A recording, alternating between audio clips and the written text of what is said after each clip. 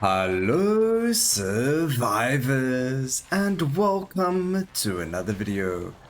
Today we in Soulstone survivors, and as you can see we are jumping straight into the action. We're already on the second boss over here, and that is because if you have a look at my hotbar or on my skill bar, we actually have no damaging skills. We are running 3 Scent of Bloods and 3 Piercing Strikes. So you're wondering to yourself, well Broken, how on earth are you killing the boss?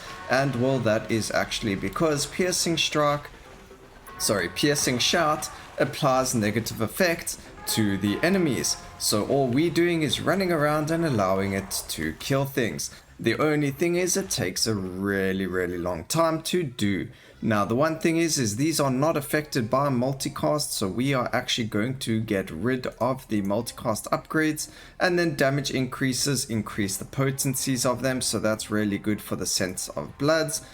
So that's going to increase that. And then we don't have skip active because I actually do want more piercing shouts because that is our damage. And then area of effect does really help as well with being able to hit things from a bit further away. And then we are going to go and get a lot of the fateful strikes and things like that, because then when we do apply it, the more stacks we apply, the more damage we're going to be doing. So essentially we're just looking for cast frequency, AoE, and then a lot of the debuff or the negative effect skills, just so we can do the damage that we need to. So again, over here, we don't have any rerolls unfortunately, so we can't really do anything but take the area of effect. With regards to runes, we are running singular focus so that we are able to get multiple of the same skill. We are running executioner so that we get the extra damage, although that's not really going to help anyway, so I'm not sure why I took it.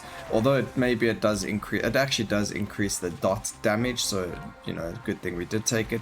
Unconventional start and weapon expert, so we could get a thrust and a different skill right from the start, so that we already had, I mean not thrust, a piercing shout. So we can already start stacking them. And then we also went for skill affinity thrust, so we had a higher chance of seeing piercing shouts in the shop.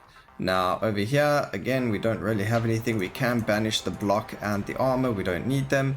Cast frequency is your best friend for this, and that's also why we are happy to use the Scent of Blood. But with regards to using Scent of Blood, you will need a Brutal Strikes, otherwise it isn't going to work. Piercing Strike, Shout does not give you bleed inherently, so you do need the Brutal Strikes. Okay, so now again, we can just grab a Fragility. We've got 65% crit, so right now Fateful Strike is probably better for us. We should be critting enough. The next best thing for us in this is going to be our dear friend Exposed Weakness. If we could get that, that would double the amount of damage we would be dealing. So we are hoping for that. If we don't get it, we don't get it. And if we die, we die. This is just a proof of concept build for everyone to see that you can actually beat Zero Curse, obviously.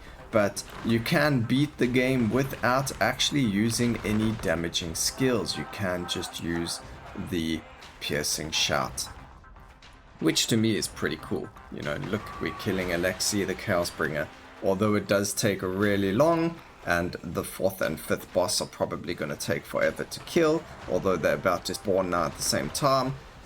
You know, we will be okay.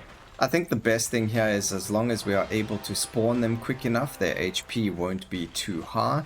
So as long as we get the last boss to spawn before a certain period of time, it should be relatively easy. We are so used to fighting more than one boss at the same time that we aren't actually worried about having all of them up at the same time either. So that's not an issue for us.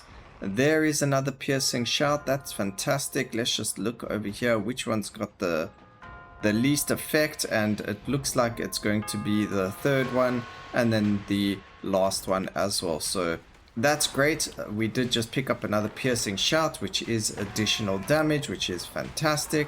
Just got to dodge all of the prophetess's abilities because she does hurt.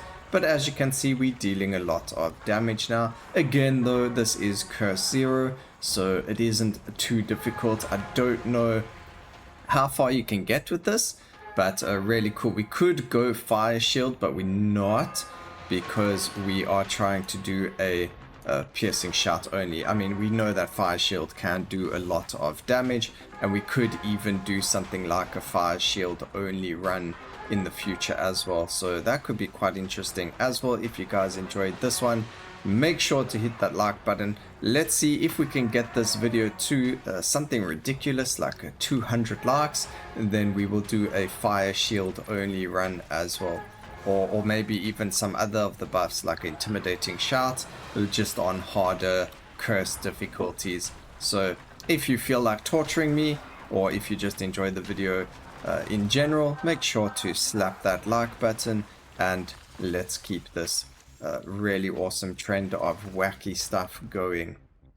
Okay, so let's just increase our crit. Now we do have a huge chunk, 75% chance to crit. That's fantastic. If we could grab ourselves another rare crit, that would be great.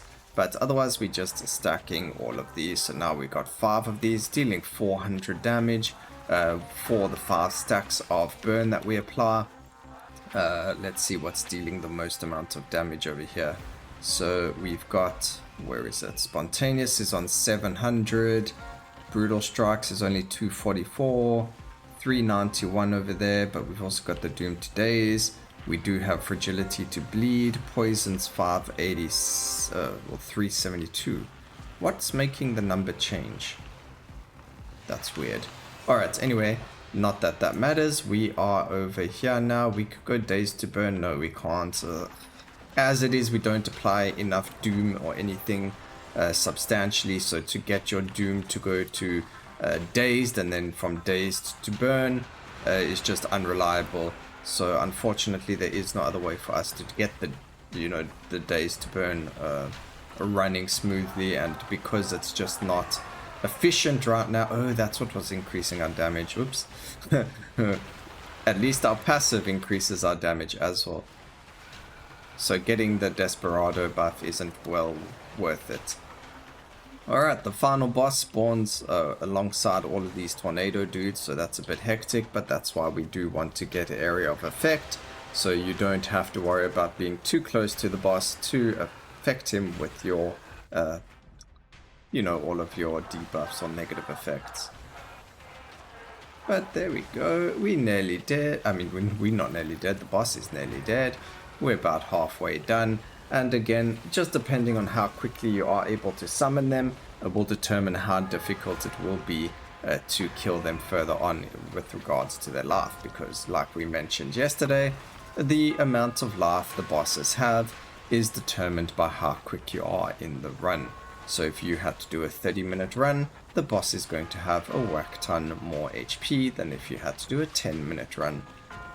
But that's all that she wrote, ladies and gentlemen. The boss, as you can see, dying very, very quickly. A decent chunk of stats on absolutely everything. And that's all she wrote. Fantastic.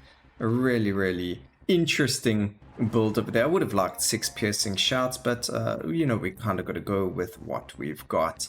So let's see how much damage it dealt. Again, we did start with Stomp, but as you can see, Stomp only did 100k damage. Piercing Shout dealing 9 million damage. So I hope you guys enjoyed the video. Please remember to like, comment, and subscribe for more weird and wonderful videos like this in the future. And always remember, keep safe, survivors. Until next time, cheers.